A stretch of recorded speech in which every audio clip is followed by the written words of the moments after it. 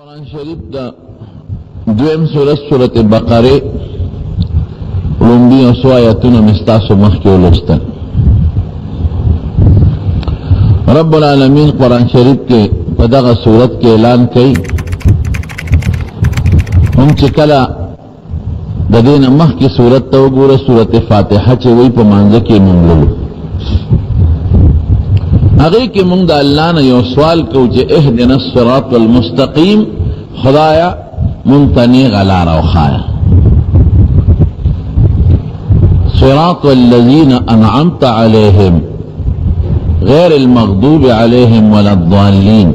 دا اغی خلق لار راتا وخایا چے غیبان دی تابیر لوی کرم و احسان کرے دے چے غی پیغمبران دی شہداء دی صدیقین دی و نیکان خلق دی او دا خلق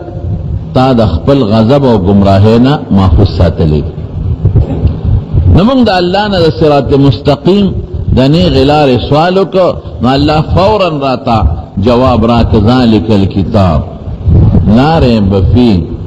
دا چکم کتاب دے قرآن شریف دا شک دا گنجائش کتاب ندے مسلمان دا ندی پکام چی پدے کے سق اسما شکونو کی ہدل للمتقین او کت زمانہ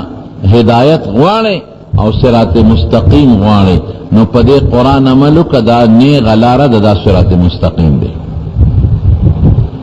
او چی بیا پدے دے عملو کا من پا منزک دا خدای نا بار بار دا سوال کو چی خدای نیغ لار راتا و خیر اللہ وی دا قرآن نیغ لار دا نو بیا اللہ جو جیبا خبر کہیں وی دا نیغ لار دا خدا بتانا سشے جوڑائی دا بتانا متقی جوڑائی او بیا دا متقی صفتون اللہ ذکر کردی دی نو دا متقی یو صفت اللہ پاک چکم ذکر کردی دی نن دا یو صفت بیان دتا کو الذین یؤمنون بالغیب متقی اغا چاہتا وی لنبے وصف دا متقی دا دے کہ دا اغا پا غیب باندی ایمانی غیب ستا وی غیب اغی تاوی چی زمونگ دا حواسونا او زمونگ دا عقل نا بالاتری نی زمونگ پستر گلی دل کی گی لکہ دا اللہ مبارک ذات تے نی مونگ پستر گلی دیشو نا دا آغا کلام مونگ پا دے غوگون اوری دیشو نا پا خلا نا پا لاس پا بل سیز مونگ آغا دا خپل حس او دا صوت لاندے نشو راوستے او نا زمون عقل کے رازی دا آغا ذات او دا آغا لوی قدرت او طاقت زمون دا عقل نا بالاتر دے ما غاب عن الحواس و بداحت العقل علماء لکی زما دا دی پینزو اندامونونا ذکا بعد سیز دا آغی زپا سکا معلومات کم چی دا خوب دے و کتریخ دے لکا گولا شوی امر چکے شو بعد سالی پا دے بعد شی پا دے سترگو ز معلومات کوما چی لکا جبا بمینی سکلے استرگو نما تا پتہ لگی چی دا شین دے و کدا سور دے بعد بدا غوق نما تا پتہ لگی چی دا لکا دا چا آواز دے بعد بدا ما دا لاس نا پتہ لگی چی دا گرم دے او کدا یخ دے او کلک دے او کنرم دے بعد با ما تا پا پوزا پتہ لگی چی دا خوشبوئی دے او کدا بدبوئی دے غیب اغیتوئی چی پا دی پینزو حواسو دا اس قسم معلومات نکی تے نہ پلاس معلومول شے نہ پا پوزا معلومول شے نہ پا غوگ معلومول شے نہ پا سترگا معلومول شے او نہ پا خل معلومول شے او عقل بعض چیز داسی بھی چے اگا مونگ تا پا دی پینزو اندامونو پا نظر نرازی خو پا عقلی مونگ معلومو عقل نہ مونگ تا پتہ لگی کہ دا شیشتا پا دی پینزو اندامونو مونگ تا ایس معلومات نشتا خو پا عقل پتہ لگی لکا خوشحالی پسترگو نخ کاری خوشحالی پا وقت ناورے خوشحالی پا خلا نہ معلومے گی خوشحالی پا پوزا نہ معلومے گی خوشحالی پا لاس کے نشو معلومو رے ہو عقل وی کہ ز خوشحالے ماں دارنگے خفگان و غم نہ پسترگو غم خکاری گنی غم دے ماتا سوکو خی غم نہ پسترگو خکاری نہ پا غوگ اورے دلے کے گی نہ پا خلا نہ پا پوزا نہ پا لاس باندے عقل وی کہ ز غم جنم او ز خوشحالے اس غیب اغیتا وی جستا دا عقل نبم باری اچت وی عقل خلاف بنی خو عقل بوته نرسی او د دې پنځو اندامونو نه بم اوچتي دا پنځه اندامونه هم داغه ادراک نشي کولی نشي معلومولی دیتا غیب وای خانو زبه ولی منم زبه زکا منم چې الله و رسول وای چې مننو زکا منم ایمانیاتو کې زمارونو د عقیده سره تعلق لري بعضی چیز اغی چیزی محسوس کم پا دی پینزو اندامونو ما امانم عقل بانی معلوم کم نو زا امانم لیکن دیر سیزون داسی دی اذا ما عقل اغیبتا نرسی عقل یو سوی او شر بل سوی نو زبا اغازه که بیا داویم که نا زما عقل منی نو منم او که عقل نمانی نمانم نو بیا ما پخپل عقل اعتمادو کو زبایم عقل منی که نمانی عقل و ترسی که نرسی و چه اللہ و رسول ویشتا نو زبا عقل پریدم او اللہ و رسول باخلم عقل نرسی دیتا ایمان بالغیب وی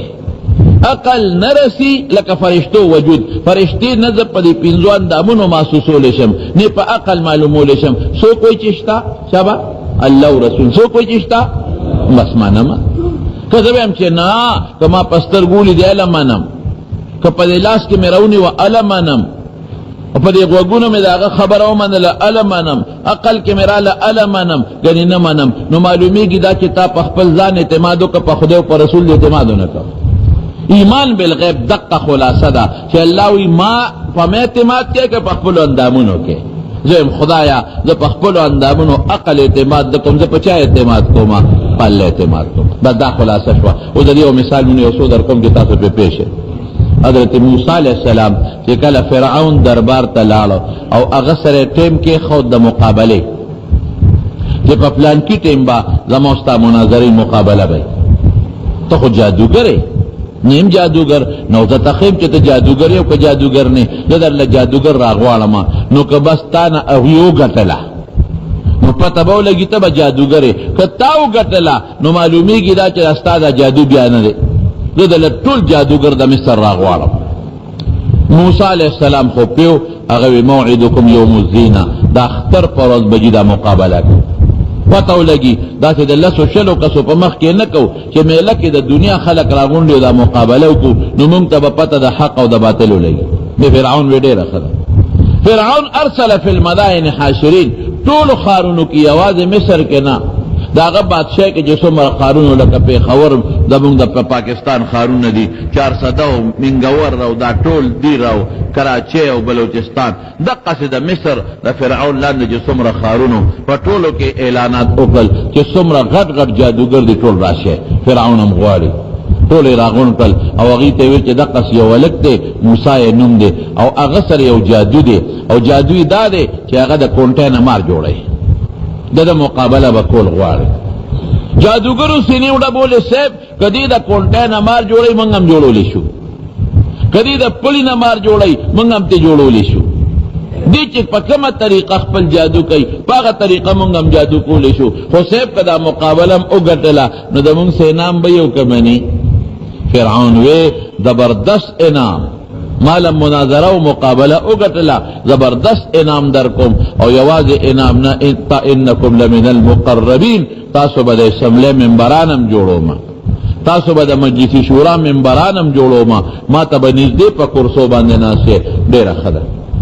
طول راغون شو یو طرف تا فرعون دے داغ لخکر دے داغ دربار دے داغ پولیس تی اور جادوگر ولار دی بل خواہ تنہا حضرت موسیٰ علیہ السلام او دا غفل رو حضرت ہارون علیہ السلام دو پا دوانان جادوگرو امساگانے غرزولے پلی غرزول قرآن حکیم کے اللہ فرمائی یخیل الیہ من سحرہم انہا تسعا قرآن کے اللہ وی دا سے جادوی اکڑیو چی اگا خلق و تا پتا لگے دا چی دا ماران پا منڈو روان دی ماران منڈے وی دا اغی امساگانو نا ماران جوڑ شو او دا اغی چوکونا او دا اغی رسونا ماران جوڑ شو موسیٰ علیہ السلام او قرآن کے اللہ وی دا بلچا من غلط خبر ندا وجاؤو بسحر عظیم اللہ وی چه اللہ و تلوی جادوی نخوبی بکانا اللہ وی وجاؤو بسحر عظیم دے جادوگرو دا سے جادو پا میدان کے پیش کو چه اغا اللہ وی دیر لوی جادو ډېر لوی جادو. اوس عقل سوی موسی علیه السلام سره کونټی ده. اوس که د خدای خبره پکې نه وي او د عقل خبره وه نو کونټی خلک څه دپاره ګرځئ چې مار پې ووامه. که چېرته ما باندې مار راغی نو چې مار باندې حمله وکړم. کونټی خلک دې له ګرځئ لړمي ابه پې وام، ماري ابه پې وام، سپی وي ابه پې وام، پیش را باندې را ټوپ کړئ هغه له به ډب ورکوم، ګیدړ را ټوپ کړئ هغه له به ډب ورکوم، دشمن را مخکې شو هغه له به ډب ورکوم. نو عقل وی چې موسی دا کونټی اوس اوچته کي او دې مارانو لره وبرئ. عقل څه وی؟ شابه مار وهه. او کله کونټی دی وغورځوله نو دشمن ته ځان کونټی خو یو ټوپک مثال دی که نه، نو ټوپک به خلک د مقابلې په وخت کې غورځوي او که دشمن ته به نیغ نیسي. یو سړی هغه د ټوپک په چل نه پوهېده، په تماچې په چل نه پوهېده، نو غله پرې رالل، نو پلار ورته وي په دې تماچې وله، نو د تماچه را واخېسته نو په داسې پې غوزار وکړ، په هغه تماچې پې داسې غوزار وکړ، نو غل تماچه په لاس کې واخېسته، اوس به دې برابر کړم. پلار ورته وي وله که نه په تماچه وي بابا ومې ویشته وی څنګه دې ویشته وي تا ویوله نو داسې مې پې ویشته باچه خو هغه رانه لاس کې واخېسته. نو اوس تا ته څوک وایي چې دشمن دی په چوکه لاس کې والا نو ته به چوکې سره څه کې اوس غورځی به او که مار به پې وی مار به پې وام. دغه یو موسی علیه السلام سره خو دغه وخت بل څه طاقت نو تښتېدی خو هم نه شو، ځکه د فرعون پولیس ولاړ دی، د فرعون فوج ولاړ دی، تښتېدی هم نه شي. یو علاج د موسی علیه السلام سره چې کونټی راوالي او کم مار وله مخې د راځي په دې سر د ټک وباسي، کم مار وله مخې د راځي او په دې سر د ټک وباسي. نو عقل وایي چې چوکا د ځمکې نه اوچته که او لاس کې ښه کلکه ونیسه، او چې کم مار راځي نو هغې له ټس ورکوه. الله څه وایي؟ ان القی عصواکا امسا غرزوا. الله وی ان القی عصواکا امسا غرزوا. عقل وی امسا ټینګه کا چې مار دیو نه خوري، مار پې وهه. الله څه وی؟ او غرزوا. نو یو ټوپک در سره دی الله وی او غرزوا، یو تماچه در سره ده الله وی او غرزوا. دا غرزول د امسا اوس د عقل خلاف خبره شوه که نه شوه؟ عقل وی وسله ځان نه لر نه کې، چوکه لر نه کې وهه پې دا ماران. او الله څه وی؟ الله وی ته دې عقل پرېږده دې وخت کې زما ومنه چوکه وغورځوه. نو چوکې وغورځوله نو رب العالمین په قرآن شریف کې فرمایي هغې داسې چل وکړه چې د هغې نه الله یو اجدها فاذا هي ثعبان، هغې نه خدای یو اجدها خامار جوړ کړ. د خامار مقابله په خامار کېږي. او چې څومره د فرعون جادوګرو ماران جوړ کړي الواقع تیر کړل، مکمل تیر شو. او جادوګرو چې وکتل چې زمونږ ماران خو داسې بلی را پرېښوده چې هغې خو ټول زمونږ ماران الوقت تیر کړل، خېټه هم پې غټه نه شوه، خېټه هم غټه نه شوه. او چې ګوتې یوړې سنګ امثال الله وی راوچته که راوچته یې که نو واپس ته کونټی جوړه شوه. جادوګر په یو ژبه وایي بس اشهد ان لا اله الا الله آمنا برب موسی و هارون. د موسی او د هارون پر رب زمون ایمان دی. دا د موسی دا کرتب نه دی، جادو نه دی، دا د الله طاقت او د خدای معجزه ده. اوس که موسی علیه السلام د عقل نه کار اخیستی د دې دومره مارانو لړمانانو مقابله پې کولی شوه؟ نه شوه کولی، میدان به بیلو. عقل پرېښوده او د الله د حکم باندې عمل وکړه چې غورځوه امسا، نو خدای ګټه ورکړه. ګوره عقل او شریعت دواړه یو بل سره مخامخ شو، عقل او د خدای حکم مخامخ شو. عقل به الو که د الله حکم به اخلو. دویم له راځه اوس فرعونیان ورپسې شو. موسی علیه السلام سره د خپل لښکر نه وادي تیه ته روان شو. چې وادي تیه ته بیا روان شو الله وی زه په دې لاره چې په لاره روان شو نو فرعون په لکونو لښکر ورپسې راخوشې که چې راخوشې که موسی علیه السلام ته قوم وي بني اسرائیلو وی هغه بلا خو راپسې هغه دراله او د دنیا لښکر دی ورسره. رب العالمین تا پیغمبر خو الله ته رجوع کوي، د پیغمبر ډایرکټ تعلق د الله سره. موسی علیہ السلام الله ته وی الله انا لمدرکون فلما ترى الفئتان یو بل ولیدل د موسی علیہ السلام ډلې او د فرعون ډلې یو بل ته ولیدل چې ولیدل قال انا لمدرکون الله غدر را پسیری را لاندې کيم اسونه دی وسره تیان دی وسره او خان دی وسره مونږ پیاده روان یو را لاندې کوي او الله مخکې دریاب دی ما ته خدا علاقه معلومه ده په دریاب خو پولم نشته سبا کومه الله وی تزا کلا اس فکر چې ونکې هیڅ فکر ونه کې. اوس د موسی علیہ السلام چې دریاب ته ورسېده، اوس دغه وخت کې د فرعون لښکر ورپسې را برابر شو. یو خوا دریاب دی، بل خوا د فرعون لښکر دی، د دوو غمونو منځ کې گیر شو. که مخکې قدم اخلي نو دریای نیل دی، زبردست دریاب، سمندر دریاب چوه ده، د هغې حصه ده.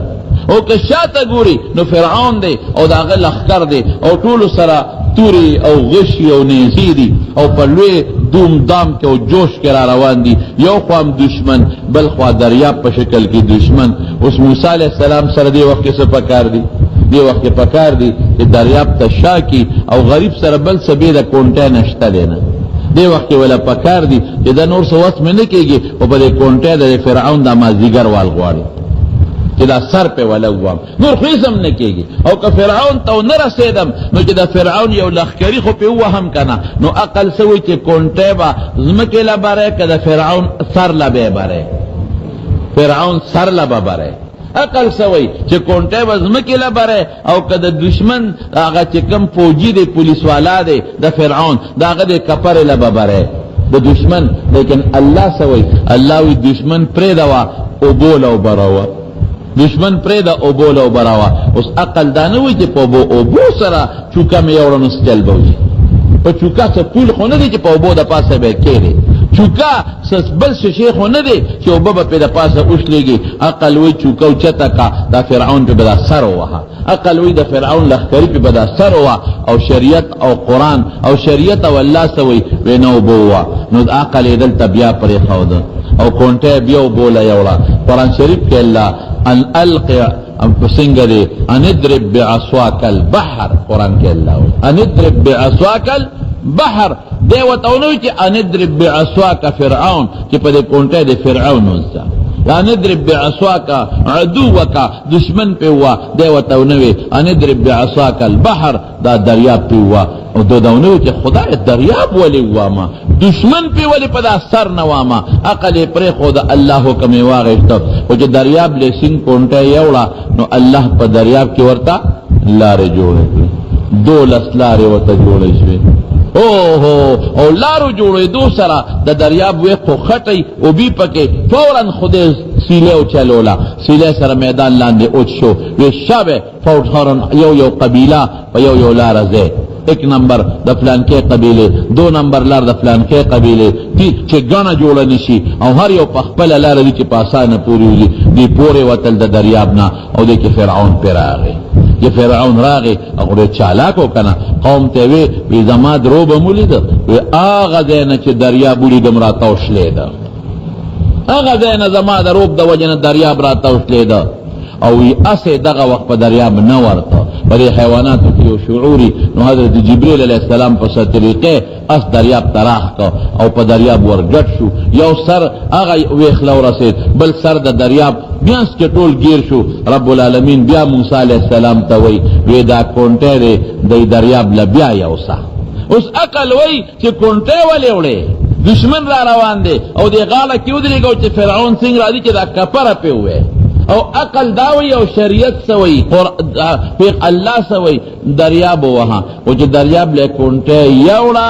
ټول اوبه جخت شوې، او د 2 لکو لښکر سره فرعون ټول په دریاب مردار شو، لو شو، ختم شو.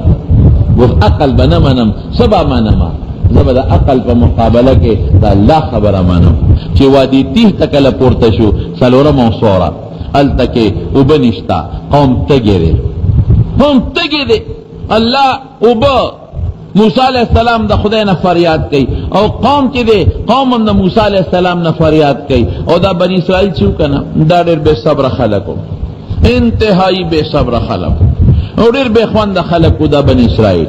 موسی علیہ السلام ته وی د غټو غټو کلو نه دې راوویستو، محلاتو نه دې راوویستو دې دشت میدان ته، او دلته اوس مونږ ته اوبه نشته، د تندې مرو، ځکه سمندر دریاب اوبه خو ترخي وي، دلته به څه کوو. اوس عقل وی چې موسی علیہ السلام سره صرف یو کونټی ده، او ویښ کې پکې غشې دی، شل دی پکې، بل څه نشته. عقل څه وی چې موسی علیہ السلام وی چې ښه راځئ، او زه دله په دې کونټی رو ځمکه وهم، تاسو به خاوره وباسئ. رمبې خو نشته، چاري مونږ سره نشته، کوداله را سره نشته، نو په کونټی به کیو که نه، کوټه باندې برور زمکه نرموم تاسو به خورې وباسه بیا به زمکه نرموم رو به وهم تاسو به خورې وباسه ظاهر دوس کې نه دوه کې نه پنځه کې نه لاس ورځې کې بشي او ویخ بوشي عقل وی کونټه غوري پام کوا ماته نه کې کونټه باندې رو زمکه وکناوا پیو کناوا چې قوم لپاره وبرو باسه الله سوي وی کونټه کان لرو برو اوس العقل خلاف بیا دلته خبر رااله کونټه چې کان لبره نو کونټه به ماتيږي کې ونه ماتيږي نو دا یو کونټه چې کان لرو برولا او ماته شوا بیا بس کومه لو خو په کویران لو کنوما نو چې ماته شوا اوس بنه ته ودنګل او ماته شوا نو بیا بس کومه عقل وی نګوري کې کان لدی او برولا او دی اوس بنه ته ودنګل نو بیا به کوي پس کناو او الله وی نه کان لرو براوا نو که موسی علیہ السلام دا الله نه وی منل دا عقل منل وی نو ممکن ده چې کال کې پی نه وی کنه شي لیکن دا الله منل عقل نه منل نو کان له امساو برولا چې څنګه راو برولا نو الله د کان نه دولس چینه روانه کړي ټول قوم توبراله دا مې صرف یو درې مثال سالور دې لپاره درکل چې بعضی وخت کې زموږ ذهن بم داوي عقل داوي مولا راته داوي عقل داوي او مولا صاحب چې داسې وکا نو چې عقل دته یو خبره کوي او مولا صاحب دته بل خبره کوي عقل یو خبره کوي قران بل خبره کوي عقل یو خبره کوي پیغمبر بل خبره کوي مونږ به بیا د عقل نه منو د مولا صاحب به منو د خدای به منو ځکه د خدای خبره کوي د رسول به منو ځکه مولا صاحب د رسول خبره کوي په دې خبره پوه شئ اوس براشي کوټه بده کې تاسو لګ نورم پوي کوم یو ډله زمونږ د صحابو په زمانه کې داسې تیر شوی ده اوس هم د هغې اثرات لږ درشته د پیغمبر علیه السلام د زمانې نه وروسته صحابو زمانه کې او د تابعینو په زمانه کې یو ډله تېره شوې ده هغې ته به معتزله وې هغې به ځان ته مسلمانان وې چې موږ مسلمانان یو خو هغې به د عقل په بنیاد تک کوه هغې به وې چې دا شی د ما عقل مني خو زه منم او دا شی د ما عقل نه مني نو نه منم اوس د هغې عقیدې درته ښیم لکه هغې زمونږ د پیغمبر علیه السلام معجزه ده چې د هغې د ګوتو مبارکو نه به اوبه بهېدلې یاده درته که نه اوبه به کوم ځای کې نه وې نو حضور پاک مبارک به یو جام پیدا کړ یو کاسه به پیدا کړه او په هغې کې به یې خپلې پنځه واړه ګوتې مبارکې کېښودې چې څنګه به یې کېښودې نو اوبه به د ګوتو نه روانې شوې او 1400 1500 او 1400 صحابه کرام به پسې راب شو هغې وی دا کوم دی عقل مني ګوتو نه اوبه راوځي نه دا نه منم مونږ وایو چې د پیغمبر علیه السلام په لاس کې یو ځل کاڼي او هغې وی سبحان الله کاڼو خبرې کړې دي بیا حضرت ابوبکر صدیق لا ورکړل په لاس کې بیا وی سبحان الله بیا حضرت عمر فاروق رضی الله عنه له په لاس کې ورکړل بیا وی سبحان الله بیا حضرت عثمان لا ورکړل یو ځل نیمه تسبیح او بن شو الکا دا د پیغمبر علیه السلام معجزه ده او دا د عقل نه خلاف ده د عادت نه خلاف ده خو د پیغمبر مبارک لاس کې دا کار شوی دی هغې سوی دغه معتزله د عقل بچي نه د کاڼي جبه شته څه چې سبحان الله دی د کاڼي غاښونه شته څه د کاڼي شونډې شته شه د کاڼي خوله شته نه دا نه منم قرآن حکیم کې الله وایي اقتربت الساعة وانشق القمر وی قیامت نزدې شو او سپومې دوه ځایه شوه دا جبل ابي قبیس باندې نبی کریم صلی الله علیه وسلم ولاړ دی او ابو جهل ورته وی ځکه نه څه معجزه ښکاره کوي او ناشنا کار کنه وی څه ښکاره کم که زه الله ته اوس درخواست وکړم او دا سپومې دوه ځایه شي وبه منې وی داسې وکړه منم دی کافران ورسره دي او ابو جهل دی پیغمبر علیه السلام دې سپومې ته اشاره وکړه داسې کړه نیمه سپومې یو خوا لاړه او نیمه بل خوا لاړه او بیا سره یو ځای شوه وی منې که نه وی نه دا تا په مونږ جادو کړی دی دا دې په مونږ سحر وکړه نظربندي دې په مونږه وکړله نبی علیہ السلام وی خدا که ما جادو کړي او نظربندي کړي خو په تاسو به مې کړي وي او نو د نورو خلکو نه تپوس وکړي کمې قافلې چې تاسو تللي دي شام ته هغه قافله والا نه تاسو کې نو معلومات به شو نو چې کومه قافله شام ته تلوي 2 ورځې پس هغه را رسیدلې هفته پس ارسو پس کې را رسیدلې نو ابو جهل ته تاسو کوم په پلان کې شپه خو تاسو ته ناشنا څه نه دی لیدلې هغه وی ولنا وسپومه 2 ځای شو نیمه یو خواشوا دا مسافر خود شپې سفرونه کوي نیمه یو خواشوا نیمه بل خواشوا حضور پاک پیوس ته پته ولګی دا جادو خو زما په تاسو چلے دا ساسو دا چې کم تاجرانو اغینه تاسو کاوی سوی یاره وی ستاره غټ جادو دا پرچا چلےږي قرآن شریف کے رب العالمین فرمائی اقتربت الساعة وانشق القمر قیامت نزدې شو ولی دکا دا حضور پاک نرستو بل پیغمبر بنا رازی دا امت نپسو بل امت بنا رازی دا قیامت دا نزدې کې دو نخدا او سپومه پامینز 2 ځای شوا دا عقل بچی سوی اغی نا سپومه چتا 2 ځای کیږي که سپومه 2 ځای شوا خو په کائناتو کې بلوی انقلاب براشي پس وہ میں 2 ځای شوا خدا با قیامت شي او لوی تصادم براشي دام نمانی وی زما عقل نمانی دا خبره نو چې دا غوی مونږ سوایو چې دا قبر عذاب شتا غوی سوای نه نجی دا قبر عذاب کم دی مونږ خو قبر لاندې وکنو نه پکې ماران شتا نه پکې لالمانان شتا قبر هم لاندې وکنو او نه پکې اور شتا مونږ وایو دا خدای بنده الله وی وحاق بآل فرعون سوء العذاب النار يعرضون عليها سنگره غدوا وعشيا اذا فرعونیانو چې څنګه غرق شو نو الله په سخت عذاب نازل ک او سارو ما خام الله دی باندې اور بلای او دا قیامت فرض الله بوتوي ادخلوا آل فرعون اشد العذاب دا قیامت فرض با الله وی چې خدایا الله با از اعلانو کې چې دوی سخت عذاب د اورتا ور داخل کې نو قران وی د قبر عذاب شتا پیغمبر مبارک وی د قبر عذاب شتا هغه وی زما عقل نه مني نو اوس براشو من عقل پسې بزو که خدای رسول پسې بزو یؤمنون بالغیب دا معنا یؤمنون بالغیب یو شی زما او پدې تاسو کوی کم لګونه ګوري عقل د شریعت په میانس کې اس ټکراو نشتا بعض خلک وی دا شریعت حکم د عقل خلاف دی دا بالکل دروغ وای تقریبا د عقل او د شریعت په میانس کې اس قسمه ټکراو نشتا عقل چا پیدا کړی دی الله او شریعت چا جوړ کړی دی الله او عقل سره پیدا کړی دی چې زه د عقل په لار د د عقل په ذریعہ د شریعت په لار لاړ شم ولی که یو سړی عقلمن نه دی لیونی وي نو دی په لار نشي دی د شریعت د عقل په ذریعہ به تر شریعت په لار ځي نو چې عقل خدای پیدا کو دی له پیدا کو چې ته د شریعت په لار په دې عقل مزل وکې نو بیا الله باندې کو نه یې راځي نه ته غلطی کیږي نه پویا دی خدای پاک نو دواړه چې الله پیدا کړی دي او د دواړه لازم ملزوم دي عقل باندې به د شریعت په لار عمل کې نو په خدای خو غلطی نه راځي نو دواړو کې به ټکراو دا کم نه راشي اس ټکراو د عقل او د شریعت یو حکم د عقل خلاف نه دی او بعضی چیز ته زمون عقل رسیږي بعضی چیز ته عقل نه رسیږي د کائناتو کې د انسان د خپل وجود وګوره قرآن شریف کے اللہ فرمائی قتل الانسان ما اکفرہ وی انسان دے ہلاک شی ویسے نا شکر دے دیر نا شکر دے ہلاک شی اللہ غصہ شو خپہ شو دیر نا شکر دے ہلاک شی بیا سوئی من ای شیء خلقہ دی ما سن پیدا کرے دے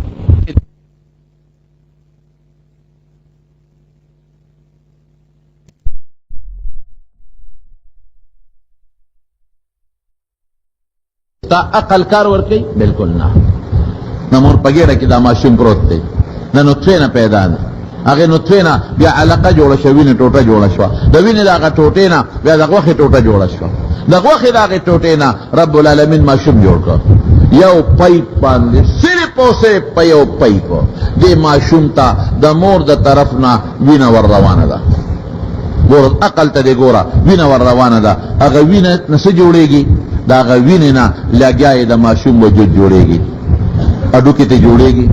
غوښه ته جوړېږي، سرمن ته جوړېږي، سترګه ته جوړېږي، ګرده ته جوړېږي، اینه ته جوړېږي، نوکان ته جوړېږي، نوکان په سر یې ته ویښته جوړېږي، وازګه جوړېږي، پړپوس جوړېږي، کلمې جوړېږي، دنه په وجود کې ګردې جوړېږي، زړه جوړېږي. لګیا دي دا هغه یو وینې د پیپ نه په دې وینه کې دومره څیزونه دي، دومره اډوکې د یو شي نه جوړېږي، دي ورته کیلشیم یو څه څیزونه پکې نور هم شته، هغه هم دې وینه کې الله ایښودي دي، هغه روان دي د وینې نه، هغه اجزا نیغ روان دي، اډوکې ته جوړېږي. سرمن د بل شي نه جوړېږي، هغه اجزا نیغ روان دي سرمن لا، هلته سرمن جوړېږي. غوښه د بل شي نه جوړېږي، هغه اجزا نیغ روان دي، هلته پرې غوښه جوړېږي. داسې پرزې خو نه دي د موټرو چې پرزې راواغېستې او په پیچکش باندې هلته کې کس کوي. ورې ګاډو کې باغه ځای ولګو، غوښه به بل ځای کې د پاسه ولګو، ګرده به بل ځای ولګو، لکه څنګه چې مستري هغه موټر جوړوي یا ټوپک جوړوي یا تماچه جوړوي، داسې خو د مور په ګېډه کې ماشوم نه جوړېږي. دې وینه کې په سوونو زرګونو واړه واړه اجزا دي، واړه واړه سیلز دي، واړه واړه اجزا دي په دې وینه کې. هغه اجزا ته چې ته هر تعبیر کې نو ته جزء هغه اجزا وینه غوښه لروان دي، غوښه جوړېږي، ساډوکې لروان دي، اډوکې جوړېږي، سسترګې له پسترګه کې په سوونو واړه واړه وړې وړې پرزې دي. پسترګه کې یو نه د سترګو ډاکټر راته وي، په سوونو وړې وړې پرزې دي پکې، هغه یو پرزې له خپل شي دی او هلته هغه پرزه جوړېږي. او بیا اینې ته ګوره، ګردې ته ګوره، او ګوره هر یو جز هره پرزه په خپل ځای کې جوړېږي. ګرده چتم په دې معده کې جوړه نه شوه، او معده چتم د ګردې په ځای جوړه نه شوه، او دا سترګې چتم په دې خپو کې جوړې نه شوې، او دا خپې چتم په اوږو کې جوړې نه شوې، دا اډوکې چته د سرمنې په ځای جوړ نه شو، او سرمن چرته د خېټه کې دننه د پړپوس په ځای جوړه نه شوه، او کولمې چرتم په غاښونو کې جوړې نه شوې، مخصوص اندام چرتم په سترګو کې جوړ نه شو. هر ځای له خدای پاک خپل شی رسوي. رښتیا ووایه، ستا عقل دې خبرې ته رسېږي؟ چېرې نه رسېږي. د عقل خلاف نه دي. ګورې من ای شیء خلقه من نطفة خلقه ثم قدره، دنه ولا وجود څونه مزیدار او خشته جوړ کی، ثم السبیل یسره، او بیا په کومه طریقه د مور د ګېډې نه ماشوم الله راوباسي. الله د انسان عقل دغلته کې بیا کار پرېږدي. دومره غټ ماشوم بیا د مور د ګېډې نه په کومه طریقه بار راوځي، په کومه طریقه دی بار راووته. او دنه یوازې ماشوم دنه د مور په ګېډه کې نه دی، د دې ماشوم دپاره مخصوص ټمپریچر خدای هلته برابر ساتلی دی. که دا ماشوم باندې د مور په ګېډه کې ګرمي زیاته شوه بیا دې مري، او که ګرمي پې هغه خپله مخصوص کمه شو، یخني پې زیاته شوه بیا دې مري. دغه د مور په ګېډه کې دغه ماشوم که اوړی جمع د جنوري ده، نو څوک دا نه کوي چې ورېږه د مور ته خېټې ته دغه کېده هیټر ولګوه، ماشوم ته ګرمي کمه نه شي. او که په جون او په جولای کې سخته ګرمي ده، نو څوک دا نه وایي چې د مور ته خېټې ته پکې ولګوه، ایر کنډیشن ولګوه، په دې ماشوم د حرارت او د ګرمي لږه زیاته نه شي. نه، که جون جولای د سخته ګرمي ده، او که جنوري فروری او دسمبر دی، ماشوم ته به هغه مخصوص ټمپریچر د مور په ګېډه کې خامخا رسېږي، خامخا به رسېږي. هغه له چې کم ټمپریچر پکار دی، که هغه معمولي سنټیګریډ لږ مخکې وروستو شي، ماشوم به مري، جمدې به نه پاتې کېږي. هغه ټمپریچر به لازما هغه ته خدای پاک پوره کوي. رښتیا ووایه، د الله دې فیف وفي انفسکم افلا تبصرون. الله وی ای بنده، دې خپل ځان ته نه ګورې، ای د عقل بچیا، دې خپل ځان ته وګوره. څومره ښکلې سترګې مې دله درکړي دي، څومره ښکلې غوږونه مې دله درکړي دي، څومره ښکلې خوله مې درکړې ده، څومره ښکلې شونډې مې دله درکړي دي. نو دوی به زر نه مني. هلکه وایي د قیامت پر ورځ تله د میزان چې وزن پې کېږي، وایي دا خو زما عقل نه مني، نه منم. هلکه پل صراط چې کوم د جهنم د پاسه پول دی، وایي دام نه منم. ولې؟ ملا صاحب ته خو ما ته وایې چې دا د ویښته نه نرې دی او د تورې نه تېره دی. نو چې د ویښته نه نرې شو او د تورې نه تېره شو، نو په دې به څوک ځي څنګه؟ ګوره عقل بیا دې غورځوي، بیا دې عقل غورځوي. یو بوډا جړل، نو نوسی ورته وایي ادې ولې جاړئ؟ وایي ملا صاحب تقریر کوو چې یو پل دی او د ویښته نه نرې دی او د تورې نه تېره دی. نو زه زما خو کونډی خوږېږي، په دې غټ سړک او په دې لاره نشم تلی، نو په هغه پل به څنګه ځمه؟ نو هغه نوسی ورته غصه شوه وی څه شور دې جوړ کړی دی چغې دې جوړ کړی دی چې نه شې تللی نو مه ځه خوارې د مور کور دې څه مه ځه که نه ما وی هلته واقعي اختیار نشته ستا دنیا کې بدل تکینې وی به چې د کور نه بار نوزم لیکن آخرت کې د اختیار ختم دی قرآن کې الله وی ان منکم الا واردها کان علی ربک حتما مقضیا هر سړی به په دې پولیس ورات ورځي ورود ورتلو ته وی څوک به بیا پوری وځي او څوک به لاندې پکې چپه شي ځمکې ته به وغورځېږي چې د الله خبره دی ومنله چې او دا پول خو د تورې نه تیره دی د ویښته نه نرې دی خو که د خدای طاقت شته پورې وځم او که د خدای طاقت نی بیا پورې وتی شي نه او عقل وی نه تورې نه تیره او د ویښته نه نري باندې به سیند پورې وځم په مولوي صاحب نوم یې درته نالم داسې ډېر ښه سړی دی هغه چې د جمعې تقریر کوم وی د پولیس ورات ته د ویښته نه نري او تورې نه تیره دی یو مقتدي ولا چای وکړه کور ته یې بوته او چرګې ولا سور که ښه مزېدار چې چرګې پرېښوله وی استاد جي وی یو خبراته کوم وایه وی پټ مې راوستی وی دا پولیس ورات چې تا وی د ویښته نه نري دی تورې نه تیره دی دا داسې ګپ لګو که دا رښتیا ده نه ګپ مې کوم ځای لګولی دا خو رښتیا دی قرآن کې خدای وی او پیغمبر علیه السلام په حدیثو کې ویلی دی وی استاد جي ته به ورسره څه کوې وی ځم به پې کوې وی ته به پې څنګه دی چې د ویښته نه نرۍ دی او د تورې نه تیره دی نو په دې په توره ته خپې ښودی شي په دنیا کې او په ویښته نه په نري تار خپې ښودی شوې نو ته مې دې له راوسته چې ته پې پورې وي خو څه دم به د سره یې که نه بې د دم نه خو څوک نه شي تللی ځکه په دغه د ویښته نه نرۍ او د تورې نه تیره باندې به خپه سینګ څوک کېږدي نو ما د باندې ګوره څونه ښکلې چای وڅکله چرګوټۍ مې هم در باندې وخوړه نو ادم راته وښایه چاته به نه وایم پټ به ما سره هسې نه قیامت پر ورځ یو بل نه خطا شو نو دم راته وښایه چې کوم دم تاله درځي او په هغه دم پې ته پورېږي نو هغه دم پټ په دې غوږ کې ماته وښایه هغه استاد جي ورته وی دا نن چې د کوم کار وکړه که نه وی دا کله کله کوه نو موټروی به یې کم درته ته بیا ګوره ورته موټروی به کم درته چې ته به بیا ځې او که پې پاسه نه دی خبره دا ده چې که د عقل په بنیاد واخلې نو رښتیا خبره ده د که نه تورې نه چې شی تیره شي ته پې د پاسه خپې ښودی شي نه شي ښودی او چې د ویښته نه نري شي د چا پلار به پې لاړ شي لیکن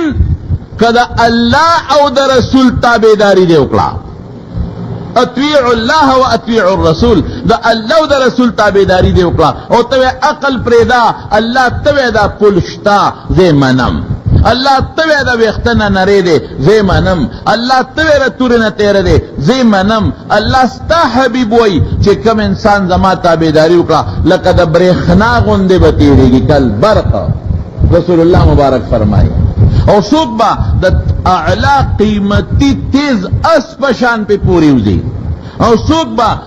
د اوښې په شان پې پورې وځي او څوک به پیاده پې رواني به پې پورې وځي خو ځي به پې خامخا نو چې الله وغواړي رښتیا ووایه تا عقل نه مني الله وی ځي مونږ به د چا منو د الله به منو که د عقل به منو الله به منو نو چې د الله منې لکه برېښنا موټروی پکې سي لکه برېښنا غوندې به پې خدای پورې را پورې وباسي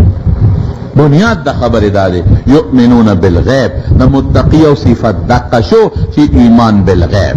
سا مطلب چی دا ما عقل دا بدوی چی دا عقل خلاف عقل یوشی تا نرسی اللہ وشتا دا اللہ رسول وشتا نو پا عقل اعتماد نکم پچا با اعتماد کما پا اللہ بکم او پا اللہ پا رسول بکم دیتا ایمان بالغیب ہوئی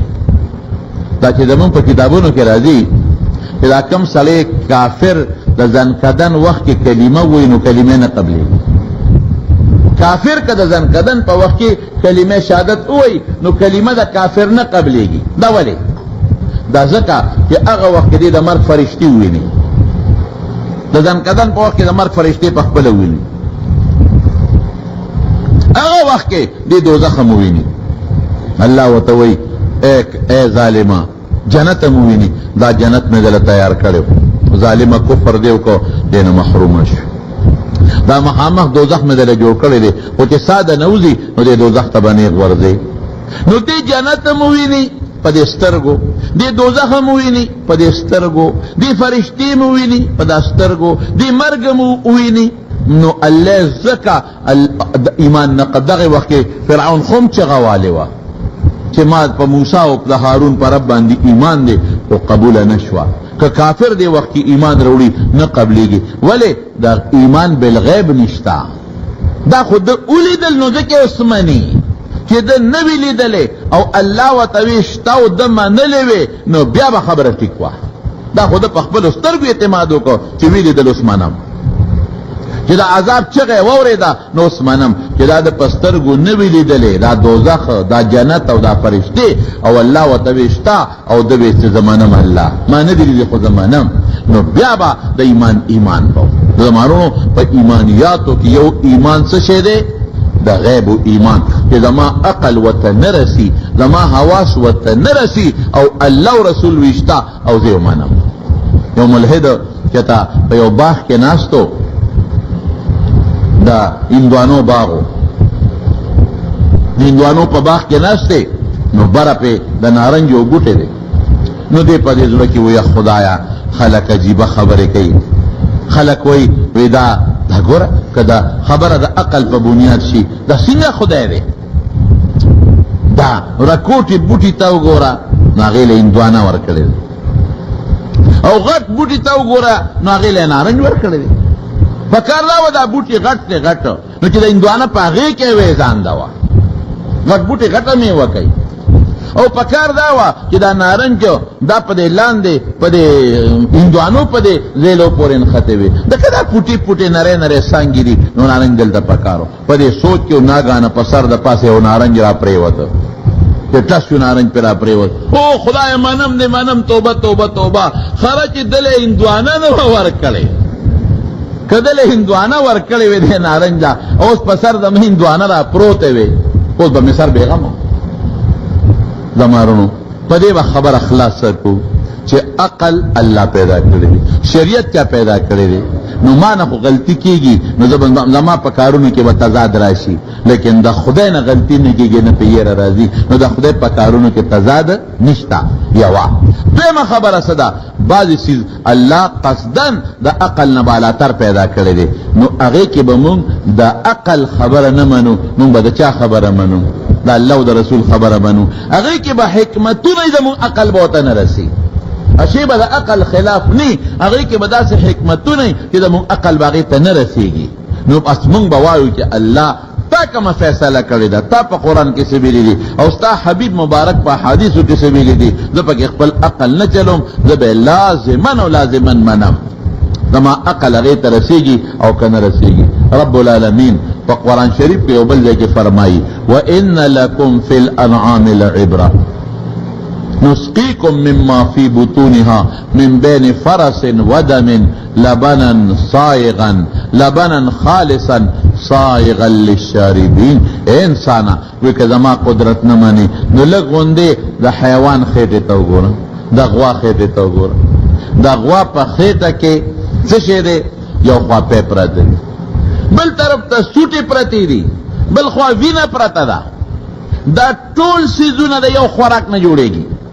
غوا لګیا د بوس خوري ونډه خوري او چې خېټه ته لاړه شي د هغې بوس او ونډې نه یو خوا پی جوړیږي او د غوا غولاندې ته ځي تک سپین اعلی مزیدار خوندور پی. یو خوا ته وینه جوړه شوه هغه جګر ته و زړه ته و رګونو ته روانه ده، یو خوا ته سوټه جوړه شوه هغه کولمو ته او لرې ته روانه ده. ګوره د یو خوراک نه اوس الله وی زما قدرت دلته وګوره. یا د خدای بنده په یو پرچ کې چې پی پراتی او معمولی غوندې په پلیټ کې ورسره سوټه کېښوده په پرچ کې دننه نو په دې پیو کې د هغه سوټې بوی وي که نه؟ او که معمولی زنانه ګوته د سوټو شوې ده او هغه پیو سره وجنګېده نو په دې پیو کې به خړوالی راځي که به نه راځي؟ خدای داسې متضاد رنګونه ورکړي دي چې په دې پیو کې که دا پی لږ خړ وي نو موږ به ویل ته کې سوټه ده نو د سوټې نه پکې لږ غوندې شی راغلی دی. کدا پی معمولی غوندې سوربخن او نسواری وي نو مونږ به وی د وینه نه جوړ شوي دي نو د وینې هغه رنګ پکې راغلی دی. نو الله پیو له داسې رنګ ورکړه،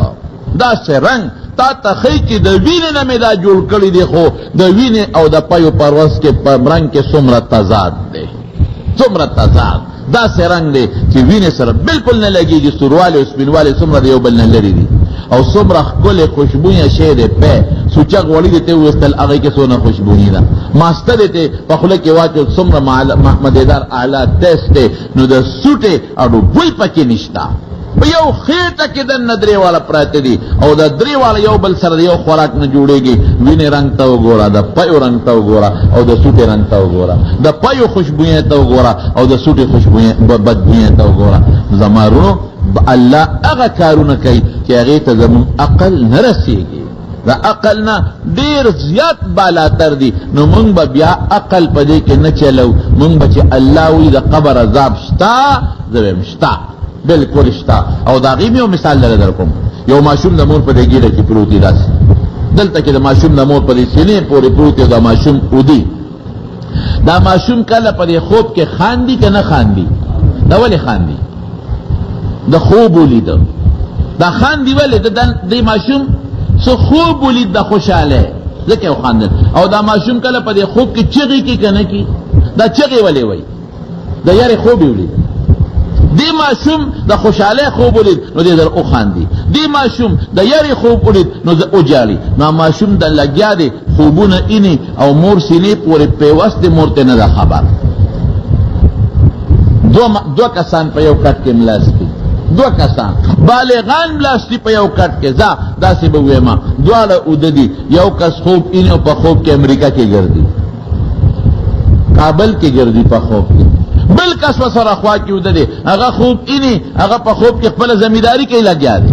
هغه په خوب کې مکې ته ځي، هغه په خوب کې لګیا دی خپله کلنډري کوي، هغه په خوب کې لګیا دی چغې وي پېښور له باروبار، پېښور له باروبار، هغه خپلې چغې هلته په خوب کې وایي. هغه بل چې کټ کې پروت دی هغه وایي خوب ویني چې زه خو مخکې په مصله ولاړ یم او خلک را پسې مونځ کوي. رښتیا ووایه یو هم په دنیا کې چکرې لګوي اوده دی، بل هم لګیا دی چکرې لګوي، دواړه یو بل نه خبرېږي نه خبرېږي. د خدای نظام ته دلته وګوره که یو بل سره پیوست دی، یو بل نه دی خبر، پته نه لګي. نو قبر کې به لړمانان هم پراتی لګیا وي، مونږ به نه خبرېږو چې لړم کم ځای دی، مار به هم پروت وي، مونږ به نه خبرېږو چې مار کم ځای پروت دی. دا د الله یو نظام دی زمونږ وروڼو. نو هر د خدای حکم به مونږ په عقل نه معلومو. ها بس عقل ورسید بیا منم، عقل نه رسی بیا منم، د عقل خلاف بنی. نو چې کوم ایمان بالغیب دقه سیز ته ویل کېږي چې الله وایي چې دا شی ومنه، باز دا مې ستا د عقل نه اوچت کړي، ستا عقل ورته نه رسېږي. دا ومنه دا مې ستا د اندامونو نه اوچت کړي دي، ستا اندامونه ورته نه رسي، او خامخا به منې. زه به یم رب العالمینه چې تا ووایې زه یې منم. عقل وی منه او عقل وی نه منه، عقل به نه چلوم. پیغمبر مبارک وی چې دا شی به منې نو زه به منم، او قرآن وی دا شی به منې زه به منم، زما به په هغې باندې ایمان وي. زه په دې کې عقل نه چلوم چې عقل وی منه نو منم به، او که عقل وی نه منه نه به منم. بیا به زما اعتماد په عقل شي، په خدای او په رسول به نه شي. پوه شئ په خبره؟ نو یؤمنون بالغیب دا معنا شوه. د متقي او صفت دا یؤمنون بالغیب چې هغه څیزونه باندې به دوی ایمان راوړي چې خدای او رسول ورته وایي چې دا ومنه او د عقل ورته نه رسېږي. خدای او رسول ورته وایي دا ومنه او د زړه نه ومنه، او رده دا سترګې غوږونه پوزه شونډې او لاسونه ورته نه رسېږي. دې ته ایمان بالغیب وایي، او دقه زمونږ ایمان دی انشاءالله علیه. نو خو مونږ فرشتې په عقل معلومولی شو، نه د آخرت ورځ مونږ ته په عقل ښکاري، نه جنت مونږ ته په عقل ښکاري، نه د جنت خوشحالی مونږ په عقل معلومولی شو. نبی کریم صلی الله علیه وسلم لا یو ځل حضرت جبریل علیه السلام راغی او یو اینې ولا راوړه، یو شیشه، په شیشه کې یو رکوټې غوندې نرې داغ و، پوټینې غوندې داغ و پې. نبی علیہ السلام ته شیشه وښوله، وی د الله رسوله دا شیشه باندې دا داغ به څو نه وی جبریل ډیر معمولی را تخکاری. وی دا شیشه دې څه راوړه؟ وی دا دې شیشې مثال د جنت دی. دا چې فرض کړه چې دا شیشه دا جنت دی، جنت، او دا پوټینې داغ پکې مزید دی، ولدینا مزید، دا پوټینې داغ پکې مزید دی، مزید. او مزید هغه ځای دی چې په کوم ځای کې به رب العالمین د جنتیانو سره ملاقات کوي. دا ټول جنتیان به په دې مسجد کې راوځي شي. څوک به د زمرودو په کرسۍ ناستي، څوک به د یاقوتو په کرسۍ ناستي، او څوک به د سرو په کرسۍ ناستي، څوک به د نور په کرسۍ ناستي، او الله به تجلی وکړي. دا ټول خلق به د الله دیدار کوي. الله دې موږ ته وکړي. دا به هلته خو ورځ او شپه نشته، خو د هفتې په مقدار لکه څنګه چې موږ د جمعې مانځله راځو، دقسې به خلک مسجد ته راغونډېږي او د الله دیدار به کوي. او هلته کې خو سړی نه ستړی شته او نه دا شته چې ورېږه ګنټه کې به رسه به نیمه ګنټه کې چې په زړه کې تصور معمولي غوندې مراغې چې زه اوس هغه د دنیا بل ګوټ ته رسېږم، په یو سیکنډ کې به ورسېږي. دې خدا خبره نشته. نو دا هغه مسجد دی چې ټول جنتیان راغونډېږي، الله سره ملاقات کوي. نو حضور پاک ورته فرمایي وی جبریل دا خو ډېر پټینی ځای دی، ځکه دا دومره غټه شیشه د جنت مثال دی. او دا مسجد پکې د مچ د غولو عمره، یو ماشي د خپې عمره پټینی دی. نو دا پټینی مسجد کې به دا ټول جنتیان څنګه ځایږي، څنګه به پکې ځایږي؟ جبریل علیہ السلام ورته وایي چې دا تا ته کوم پټی ښکاري دا الله پیدا کړ. نو ما ته وی چې جبریل ورشه دا مسجد می پیدا کړ، یو چکر پکې ولګاوه او اخر ته ورسېږه بیا راشه. نو جبریل څونه تیز رفتاره دی، د دې ځمکې نه د لومبي اسمانه پورې د 500 کالو تیز سورلی مزل، تیز سورلی. بیا د لومبي اسمان نه دویم پورې د 500 کالو مزل، دویم نه دریم پورې 500 کالو مزل، دغسې د هر اسمان د بل اسمان نه په منځ کې 500 کالو مزل، اوه اسمانونه دي. بیا د اووم اسمان نه والا د عرش پورې د 500 کالو مزل، بیا د عرش د لاندې حصې نه د بل حصې پورې د 500 کالو مزل. او جبریل علیہ السلام چې هغه عرش نه راځي، نو حضور پاک ته تپوس وکړ وی څومره ساعت کې را رسېږي؟ وی د سترګې د رب نه هم زر را رسېږي. زوس اقللی دوس سترګې د رب نه هم زر را رسېږم. قرآن کې الله د سلیمان علیہ السلام په واقع کې نه دی ویلي چې د بلقیس د تخت متعلق یې ووی وی ایکم یأتینی بعرشها، وی څوک به تخت راوړي؟ نو یو پیرې پاسې د وی د به راوړم. څونه ساعت کې به راوړې؟ وی 2 ساعت کې چې دا مجلس تر څو برخاست کېږي، یا ته چې 2 ساعت کې ودرېږې 2 ساعت کې به راوړم.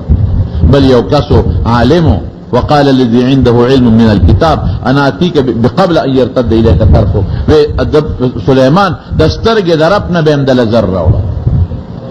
د بلقیس غون تخت به 2 ساعت کې راوړم، سترګې رب نه هم زر، سترګې رب نه مولا تخت زر راوړم. عقل منی دا اوسه. نو وی چې دا مزید الله پیدا کړ. جبریل څونه تیز رفتاره دی، هغه عرش نه ځمکې ته سیکنډ نه هم زر را رسېږي، سترګې رب نه هم زر را رسېږي. او هغه ته وی الله وی چې دې مسجد ته ورننوځه، مسجد مې پیدا کړ، دې کې به جنتیان سره ملاقات کوم. نو آخر سر ته ځان ورسوه بیا راشم. نو وی زر کاله مې پکې چکرې ولې، خو آخر مې ولا پیدا نه کړ. زر کاله مې پکې چکرې ولې، خو آخر مې پیدا نه کړ. عقل منی اوس دا نه مني. عقل هغه ځای پورې کار کوي چې کوم ځای پورې زموږ حواس کار کوي، او چې دا موږ د حس نه کوم شی بالاتر شو بیا عقل زموږ هلته کار نه کوي. اخرت کې به بیا بل شان عقلي، هلته به بیا منې. قیامت کې به بیا بل شان عقلي، هلته به بیا منې. قبر کې به بیا بل شان عقلي، هلته به بیا منې. یؤمنون بالغیب معنا به څوکم متقیان هغه دي چې هغه څیزونه د زړه نه مني، د زړه نه ظاهر نه چې کومو څیزونو ته د انسان عقل، سترګې، غوږونه، پوزه، خوله او اندامونه نه رسېږي. دا به د مؤمن یو صفت شو، ایمان بالغیب. الله دې زموږ نصیب وګرځولی کړي. نورې خبرې به انشاءالله بله جمعه کې درته وکړو. جمعات کې سهار او ماسپښین مونږ نه مخکې راتلو په وخت کې سلام اچول پکار دي او که نه بلکل سلام جمعات ته ننوځې سلام واچوه. البته ټول خلک په مانځه ولاړي په سنتو، نو بیا ما اچوه چې د دې خوار بل صادر نه رشته دی، نوټ صادر ته دی، هغې ته هم ټوټې لګېدلې دي. چې وی کتل نو کمیس پرتوک ته هم غټې غټې ټوکړې لګېدلې دي، او چې لاندې وله خپو ته مو کتل نو خپو کې د غریب سرمن پرته ده، د ټوټو سرمن. لکه ډېر تاسو به کتلي پخوا به زمونږ په دې وطن کې دا بعضې خلک وو، دا مزدوران غریبانان، نو دوی به سپلی په خپو کړی وې، که مو خیال وو د بروزې د پاسه به یې پې داسې یو تار ګایولی و، غریبي به وکړه. ما ته یاد دي د بروزې نه به یې داسې یو 2 تسمې جوړې کړې وې، هغه به یې پې ګیولې وې، دقسې پړې په دې سرمن تړلې و، غریب پکې خپه دننه کړې وه، او چې هغې د خپې سرمن ته یې مکتله سپلی ته، نو هغې ته هم ټوټې لګېدلې وې. مړی ډېر زیات خفه شو، او دته نوکرانو فورن فروټ نوټول او مخامخ ورته کېښودل. دې خپل فروټ ته هم ګوري، خپلو جامو ته هم ګوري، خپل محل ته هم ګوري، خپل شان ته هم ګوري، او هغې مزدور ته هم ګوري. مزدور څه چلو کو؟ په سر یې شکری وه، خو چې کېناسته نو شکری کوزه کړه، نو یو څه یې واغېسته، نو د شکری نه د مزدورۍ چې کوم رمبې وه، هغه رمبې یې ترې راوویسته، او دریاب په غاړه باندې کېناسته، هغه رمبې یې لاول ځان له ووینځه، هغه یې واپس په شکری کې کېښوده، او بیا یې لاس او خپې د خټو ډکو، لاسونه یې هم ځان له ووینځل او خپې هم ځان له ووینځلې. نو چې دا هر څه یې وکړله، څادر یې کوز که، نو بیا یې د هغه شکری نه یو لیپاپه راوویسته، هغه لیپاپه کې سړه ډوډۍ وه او مالګه وه. هغه سړه ټوکړه یې راوویستله او مالګه یې راوویسته، هغه ډوډۍ به یې اوبو کې منډله چې دا ډوډۍ نرمه پسته شي، او مالګه سره به یې یو ځای کوله او چک به یې تېوه. بیا به یې ډوډۍ په اوبو کې ومنډله چې پسته شي، نو مالګې سره به یې چوکه کړه، نو چک به یې تېوه. نو چې هغه وړه غوندې ډوډۍ خلاصه کړه، نو الحمدلله، یا خدایا ستا په دې نعمت زه ډېر زیات شکر ګزار یم. الله ډېر لوی شکر خدای چې تا ډوډۍ راکړه، شکر دی خدای چې تا زه موړ کړم، او زه ستا ډېر زیات شکر ګزار یم. علي وایي چې دا خبره مې واورېده، پړه مې ودرزو شو. اوهو، د شکر پسه کوي. د جامو ته وګوره، د دې په دې ګرمۍ کې د غټ صادر ته وګوره، د ټوټو والا کمیس او د سوټو والا پرتوب ته وګوره، او دغه سرمن ته وګوره چې د خپې د ګرمۍ د وجې نه غریب د خپې لاندې چې خپې مې ونه سوځي، سرمن یې ښې ده، په ټوکړه یې تړلې ده، په تار یې تړلې ده، او د خپو ته او دغه ډوډۍ او مالګې سره اوچه ډوډۍ په اوبو کې خوشته وه. او دې څه وایي؟ یا الله شکر دی، الحمدلله چې خدای ډوډۍ دې راکړه. الله او بیا څه چلو که؟ بیا یې دا چلو که چې هغه غټ څادر یې سر ته واچو، او غریب د هغه سیند په غاړه باندې پرېوته وده شو سملاس. چې دا مزدوري ګوره احسان کار نه دی رونو، ډېر ګران کار دی. پیسې ګټل اسانه خبره نه ده. دا خلک دې نه دوبۍ ته چې حزبې لاړ شي که نه، د دنیا خلک یې په تمه وي، جی ماله به موبایل راوړئ، ماله به ترماس راوړئ، او ماله به ګړی راوړئ، او ماله به جامې راوړئ. تاسو د دې خوارانو نه خبر نه یې. ټیک ده چې په دوبۍ کې خلک ښه نوکرۍ هم کوي، اعلی نوکرۍ کوي، خو قسم په خدای جومات کې ناست ما د دوبۍ لیبر او مزدور هم لیدلی دی، ما لیدلی دی په خپله، چې هلته د دریاب په غاړه د چمنې ډېرې زیاتې دي، او دې دغه کې په دې لکه سیند کې دلته پارکونه دي، هلته هم پارکونه دي، نه کې چمنې دي، او په خدای یقین وکړه دومره غټ غټ ماشي، غټ غټ ماشي. ځکه یو ځل یو چمن کې کېناستم په یو پارک کې، ملګري را سره وو، نو خپې مې ګر چې مې وکتل، هلکه دا خو ماشي دي، دومره ماشي، غټ غټ ماشي، سمندر دریاب دی، اوبه ډېره زیاته ده، نمي ډېره زیاته ده، دومره ماشي. نو چې ما سار وختي پېشمني یو وخت کې ووتم، مونځ مې وکړ یو ځای کې، او بیا تلم داسې ما ته ملګري په دې دریاب چکر لګو، دا وخت خاموشي وي، ښځې سړي پکې نه، نو هغه چمنو کې خلک پراتو څادرونه یې اغوستي وو. مې دا څوک دي؟ وایي دا د خوارۍ مزدورۍ والا غریبانان دي، د دې د شپې ځای نشته چې شپه یو ځای کې وکړي. ولی د شپې ځای نشته؟ نو چې په دوبۍ کې خو کمرې قیمتي دي، کټ کم ځای میلاویږي، نو چې دې په هوټل کې ځان له کمره اخلي، نو دومره خو دې نه ګټي چې هلته ورکړي. دا خوار دقه چل کې دلته پروت دی، دا غریب په دې چمن کې پروت دی، او څادر یې په ځان اچولی دی،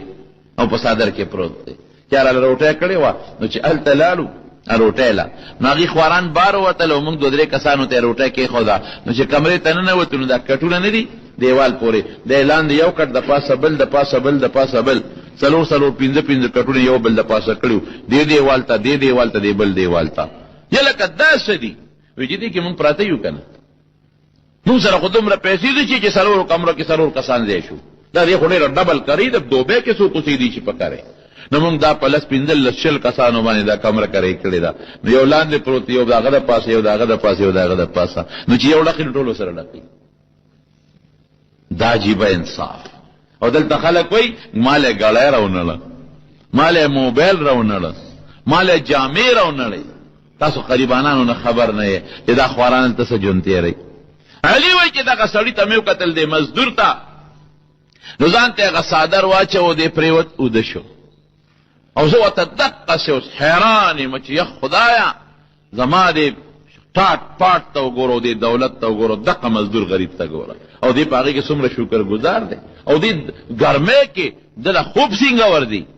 چې د خوبه پاسېده نو دریاب له ورغې نو اودس یې وکړه نو پاسې 2 رکعته مونځ یې وکړه نو د مانځه نه پسې الله تعالی سوچت کړ نو بیا وایي یا الله ستا ډېره شکریه الله ستا ډېر لوی حمد او مهرباني چې پروردګاره ماله دې خوب موقع راکړه او دس مې وکړو مونځ مې درته وکړو علي نوکر ته ورشه دا مزدور ځان سره راوخېجه وبله او دا ښکری مو ته وایي رمبې دم سره راوخېجې نوکر پولیس والا ورمنډه کړې هغه مزدور ته وایي چې شهزاده صاحب دې غواړي نیک دې غواړي بادشاه زوی علي هله زر راځه هغه وی علي په ما څه کوي زما هغه سره څه کار دی زه خپل کار به کوي زه مردو سړی یم وی خامخا دې غواړي که نه دی په زور دی بوزو څنګه به نه دی بادشاه زوی دی غواړي ته نه ور دی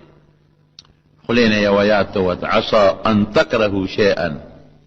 وهو خیر لکم الله وی ډېر کله تبا یو شی تا ته ښه نه ښکاري خوا بدله بهتري ټیک ده چې دا شیخ ما ته ښه نه ښکاري د بادشاه دې دربار ته ورتل ممکن ده چې دا ماله بهتري نو اشکری په سر کړه او نیغ دربار ته وخته چې وخته نو بادشاه دوی ورته دغه ځای کېنه نو چې کېنو ویې لکه مزدوري وی او مزدوري کې وی او صاحب مزدوري کوم ولې مزدوري کې وی صاحب زه خپله محتاج یم ډوډۍ ته او زما یوه مور ده چې هغه شله ده په خپو باندې او یو مې خور ده چې په سترګو ړنده ده مور مې شله ده او خور مې په سترګو ړنده ده نو هغه خواران محتاج دي د هغوی کفیل یم د هغوی کفاله کوم نو دقه مزدوري کوم او چې څو ګټم نو هغوی له یوسم علي ورته وایي چې هر کله ستا مور او خور تا ته محتاج دي او د هغوی کفیل نو دا اوس دې ځان له ولې ډوډۍ وخوړه بیا خو په کار دا وه چې تلې وه هغوی سره یو ځای دې ډوډۍ خوړلې وه هغې دې پرېښودله اوس ځان له دې ډوډۍ وخوړه وی اوږې ومه ډېره زیات مزدوري مې وکړه اوږې ومه او هغوی سره مې ځکه ډوډۍ ونه خوړه چې هغوی در ودې روجې نیسي دې وخت کې هغې خوراک نه کوي ماښام به که خیر روجه ماتئ او زه به د خپلې خور او مور سره یو ځای روجه ماتو بیا ورته علي وایي وی ښه دا راته ووایه چې ستا ډیوټي څه ده او کار دې څه دی ډیوټي دې څه ده او کار دې څه دی وی ډیوټي خو مې دا ده چې زه سهار نه روزم او د مازدیګره پورې مزدوري کوم خټې لوټې کوم دیوالونه جوړوم ډیوټي کوم دا مې خپله مزدوري ده او مازدیګر نه پس څه کوې مازدیګر نه پس الله ته عبادت کوم خپل مالک راضي کوم وی خوب مې تا ولیده که دغه مې خوب نو په دې خوب ستا کار کیږي په دې خوب او ورته څه وایي او ورته وی چې د قبر د تیارو سوچ څوک کوي د دنیا خوبونه نه کوي بیا که دلته مې خوب وکړو نو قبر کې به خوب تریخي بیا به نه راځي او که دلته مې خوب ونه که روړه مې وکړله نو انشاءالله چې قبر کې به ډېر خوب راله راشي دلته چې څوک خوبونه کوي قبر کې به بیخي خوب به نه ورځي او چې دلته کې مې خوب ونه که ویښه مې تېره کړه نو انشاءالله چې خدای به وي ډېر ستړی راغلی دی دنیا کې خوب ډېر کم کړی دی پرېږې دی فرشتو ته به چې دی په دې قبر کې اوږد خوب وکړي نم که نوم العروس بادشاه دوی حیران شو وی ته چې دا مالګه وخوړه اوچه ډوډۍ تا دا الله شکریا دا کړوي او ودا ولې دا خو معمولی شی دی او دا خو معمولی شی نه دی خېټه مالا شو کنه خدای سره پیدا کړی ما او مال خدای ډوډۍ راکړه او وګوره بادشاہ سلامت تا خو پته نه لګی ته په دې محل کې ناشته ډیر خلک داسې دي چې دا غي دقه ډوډۍ نشته ډیر خلک داسې دي چې پلاسو پورنځوران دي زما خپل مور شلمه او ډیر خلک داسې دي چې پستر ګوړاند دي او ډیر خلک داسې چې پندابونو مریضان دي الحمدلله مال خدای سترګې روغې راکړي الحمدلله مال خپې خدای روغې راکړي دي الحمدلله مال خدای خپل روغ راکړي دا کله د مور په شانته هم بیا به مسکول کله د خور په شانته وړوندم بیا به مسکول دا د خدای حمد نه چې زول خدای روغ پیدا کړم چې دا به خدمت وکم او دا غي په سبب د جنت ته ورسم علی نوکر ته ویدلی او 15000 درهم ورکا دې مزدور لا 5000 درهم هغه زمانہ کې 15000 درهم داسیو لکه جو سول 15 لک نه او 6 لک روپے په دې پکار شي وې دې ته زما ضرورت نشته ایسا جت مې دې پیسو ته نشته علی وته وی کستا وته اجت نشته نو زما خو وته اجت شته کنه زما لپاره والا زما به ثواب شي زما خوشاله شم لکه ستا وته اجت نو ته په نه خوشالهږي نو ما خوشاله کړه زما لپاره والا بیا ورته وی دی مزدور ته وی دعا راتاو کا مزدور ته وی چې تا په ما غلط شوي دوا خو خلک د نیکانو نه غواړي خطا شوي را باندې زه خو نیک سړی نه یم چې ته ما نه دوا غواړې ورته وی ښځه نصیحت خو راتاو که که نه وی نصیحت درته وکړم وی وی بادشاہ سلامت وی ته چې کلم په سفر ځې تیاری والا کې که نه کې او دا آیت وی فذکر څنګه دی فإن الذکر تنفع المؤمنین وی زه نصیحت ته کوم شو سلمان ته به فایده ورسوي وی ته چې کله په سفر دی نو سفر له تیاری کې که نه کې وی بالکل د شپې نه ورته تیاری کوم او سار نور کله ناوخته پاسم او چې کله په سفر دم وختي پاسم خوبم پریدم او هغې دپاره تیاری کوم نو علی د آخرت او د قبر خو ډېر لوی سفر دی هغې له څومره تیاری وکړو هغې له څومره وختي پاسې دی په دې خبره پوه شوې هغې له څونه وختي پاسې دی چې په سفر دی خو وختي پاسې صبح سویرې وختي پاسې نو د قبر ډېر لوی سفر دی انتهایی سفر دی محشر میدان تا حشر میدان تا نو تا دی سفر لسمر وقتی پاسے دی چلو کن دی سفر کې هغې له خو وقتی پاسې چې ډېر اوږد سفر ډېر وقتی پاسې د ایرپورټ ته چې کله د عمرې والا یا څوک ځي که نه نو دی تا هغه ایرپورټ والا وایي چې کم از کم 6 غنټې مخکې راشه یا 4 غنټې مخکې انټرنیشنل فلایټ له خو به خامخا راځې ګورئ نو چې لرې سفري نو بیا به د جاز د تلو نه هم 6 غنټې او 4 غنټې ایرپورټ ته ځان مخکې رسوي جاز رانه لاړ نه شي اصل هغه کاونټر هغه چې کم دی ټکټونه ورکوي ارانه بند نه شي هلکه کاغذونو کې غلطي وي چې دومره ټیم خوي چې خو پکې ټیک کم که نه ګوره څونه سوچ د سړي سره پروت دی دومره اوږد سفر باندې ته روانې او په دې دومره اوږد او لوی سفر کې تا هغې له څه تیاري وکړه او چې دې اوږد سفر له روانې خو وختي پاسې نو دې له څومره وختي پاسې دی بس چې دا خبره وکړه د دې علي زړه یو ټک نارې کړه چې خدای پاکه دا څنګه نصیحت یې راته وکړه وی تا ته زه 3 نصیحتونه کوم 3 خبرې یو دا چې د قبر ډېره خطرناکه تیاره ده داسې تیاره ده چې د خپل لاس پرته پکې ورې نه ښکاري واقعي د شپې تیاره کې خو بنده بیا هم ځان له څه چل مل وکړي نو د قبر تیاره کې به څه کوې چې نه لاس لقولی شي نه خپله قولی شي او من لس ګونه یو ټن خاورې د یو خوا پرتې دي په ټنونو د نخي طرف ته پرتې یو ټنونو یو خوا دیوال بل خوا دی خوا اخوا لاندې مبرم خاوره ده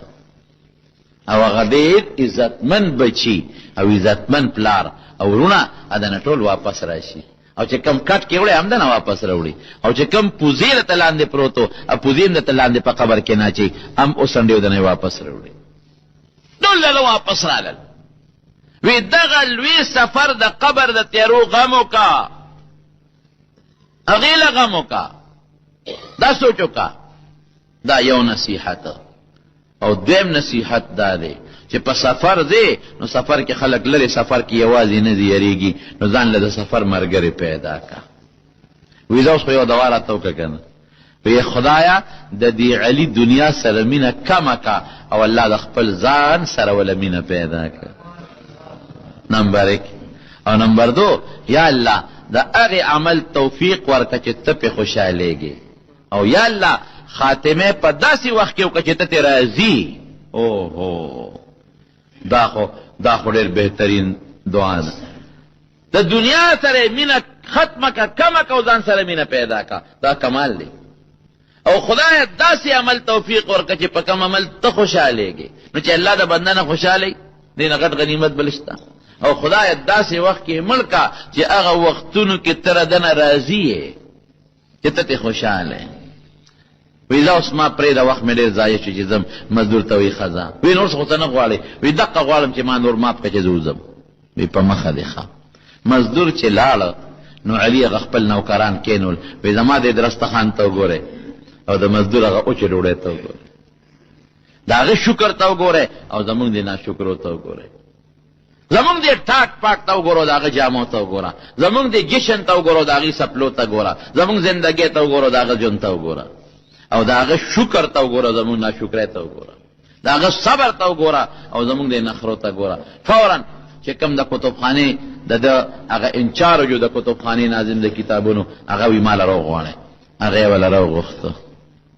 چې راویې غوښ علماو واقعیت یې مته بیان کړل وی دا بند که د کتابخانې له او شاګردانو ته وایي هغه نوکرانو ته وی زه ځمه د خپل سردار ملاقات له ځم ما پسې څوک مه راځئ هېڅوک چې ما پسې را نه شي. دروازې یې بندې کړې هغوی ته لاړل د هغوی دا خیال و چې ګنې سردار نه مراد دی خپل بادشاه پلار مراد کوي او پلار له جوړ دی. نیغ د محل نه ووته او په دریاب دجله کشتۍ ته وخته او پورې غاړه لاړ فرات ته لاړ فرات ښار ته او چې هلته څنګه لاړ هلته خپلې جامې مامې بدلې کړلې او دجله یو ډېر لوی ښار دی هغې ښار ته لاړ او هلته مزدوري شروع کړه. بس ته ډېر ژوند مې په ټاټ او پاټ کې تېر که ډېر ژوند مې په عیش و عشرت کې تېر که ډېر ژوند مې په خوشحالۍ کې تېر که ما ته چې مزدور کومه خبره کړې وه چې زه نو سفر له ځان سره ملګرې بوځه قبر کې به یوازې پروت دی او ډېره سخته تیاره ده پکې ځان سره ګورې رڼا یوسه نو باقي د رڼا غم کوم او د ملګري غم کوم. مزدوري شروع کړه سر هغه مزدوري چې کومه مزدوري هغه مزدور کوله خو دې خو د بادشاه په غېږ کې د بادشاه غېږ کې وخت تېر کړی نیازبین دی نیازبین سړی کار کم ځای کولی شي نیازبین سړی غوټه کم ځای اوچتولی شي نیازبین بنده کار کم ځای کولی شي نو رو غریب په دې کې نه جوړه شو او شپه به یې کم ځای کوله او پلار ورپسې ونښته د پلار خو محبوب زوی و هغه نوکران او پولیس والا په دې وطنونو کې او کوڅو کې سر کړل چې شاه علي را پیدا کړې چېرته لاړ او یو پسې ګرځي پلار په سترګو جالي یا خدای زما بچې مانه کوم خوا لاړ داسې بچې لکه د علي په شان بچې یوسف ثاني دویم نمبر یوسف د زمانې امانه لاړ روک شو کوم خوا لاړ نوکرانو ته تاسو نه چېرته لاړ نه یو خبر خو مونږ ته وایي زه خپل سردار له ځم مونږ وایي ګنې تا له راځي خدای کم خوا لاړ سړی لیونی شو که روغ دی پولیس ګرځي خو د ټول ځان بدل کړی دی مزدوري کوي نو په مزدور د چا کم ځای ګمان راځي چې دا د بادشاه زوی دی او بیا سره 15 ورځې کې شکل لاړ ودوړېده بیا څوک چېرته پېژني او جماعت کې به شپې کولې نار جوړه شو غریب ځان له څه په هغه مزدورۍ کې علاج معالجه مو کړله خو جوړ نه شو نو چې کله جماعت کې پروت دی او ساعت یې خیږي که نه یو سړی ورسره خوا کې پروت دی وی ځوانه څه چل دی در باندې وی مرمه دا یو ګوته مې ده او دا یو کاغذ دی دا به مهرباني وکړې د دې وخت حاکم چې کوم دی د دې کلي هغه له ورکه بس نو دا به خامخا رسی او دا خبره وکړه وفات شو جماعت کې غریب پروت دی قالین نشته په جماعت کې فرش نشته په خاورو یا په ګیا باندې پروت دی عمر پروت دی څوک شتم نه ده غریب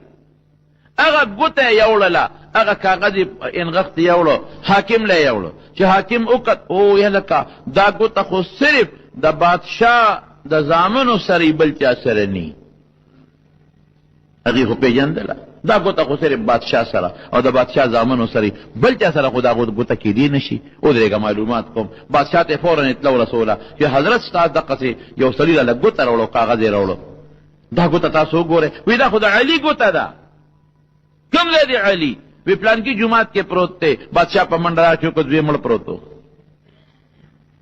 مړ پروت تے زوی اوچت کړ الله زوی ته سلی کلی دی ماشاءالله پلار ته ناشنا نصیحت کوي وی بابا په دې آیت غور وکا مرګ نه پس وته وی بابا په دې آیت کې فکر وکا غور پکې وکا الله وی ان ربک لبالمرصاد الله جسکه کوا کوا کوا اے انسانا او الله درته پتاک کې ناشته پلار درته ناشته بل خواته نشتله لبالمرصاد لکه سړی پلار باندې رواني کنه او د پولیس ناکابندي لګیدلی پغه ناکابندي خامخا تیریږي ان ربک لبالمرصاد بنده چې سړي په دنیا کې خوخی کوا کبر کې کوا اجازت تیرا تا اجازت دا معنا چې خدای د توي نه چې مکوا خو کې منه کوي دمته نه لاس په در کړی دي قتلم کې اجازت درته نشتا خو منه کوي دي نه په دنیا کې چې کني کتاب په قتل خوخ په نه دي خوشاله نه لري ته وی چې مکوا خو کې نو اختیار دی خپل دی کبر کې اختیار دی خپل دی په خوشاله نیمه زنا کې په خوشاله نیم په اختیار دی خپل دی که هر قسمه ګناه کې په دنیا کې کوا اختیار دی خپل دی خو خوشاله په نیمه خو ګوره د خدای نه قدر ته لګیدل تمام معنا درته ان ربک لبالمرصاد غالبا سورۃ فجر کې کم ځای کې رب العالمین درته ګوري تیار دی تیار پریدي بده نه چې ورځي چې سدي کړي قبر کې به یک تنها پروت دی ایسم نشته دا بسکه ډېر ټاټ پاټ سره یو جنازه ولا وکړه شاهي قبرستان کې دفن کو خخې کو لیکن هغه په هغه مزدور د قبر تیارې ټاکو لگاو د مزدور د قبر تیارې ولا په لکه ټاکو لگاو نو سړی خلاله کامیابی ته خو رسید بالکل هغه مزدور چې کوم دعا کړي هغه دعا قبول شوه بالکل قبول شوه چې یا الله زه وتو کله چې خدای دنیا سره مینا ختم کما کو ځان سره مینا پیدا کا نو ځان سره مینا پیدا شو محل پرې خو او یا الله هغه عمل دیواله چې ته په خوشالهږي نو ګوره کوم عمل دی واغېست او یا الله داسې وخت کې ولا مرګ ورکا چې کم وخت کې تر د ناراضي نو جمعات کې چې سعودي په مزدوري کې تیوزي دا رضا شو کنه شو هغه مزدوري کې دی علی هغه سپوره ډوډۍ او بو سره وخوړه چې مزدوري لیدلې وه او حق مال کې سره اوسه کله چې هغه مزدوري پې لیدلې او پلار ته ناشنا نصیحت کوي دې آیت کې ډېر لوی عجیبه خبره ده ان ربک لبالمرصاد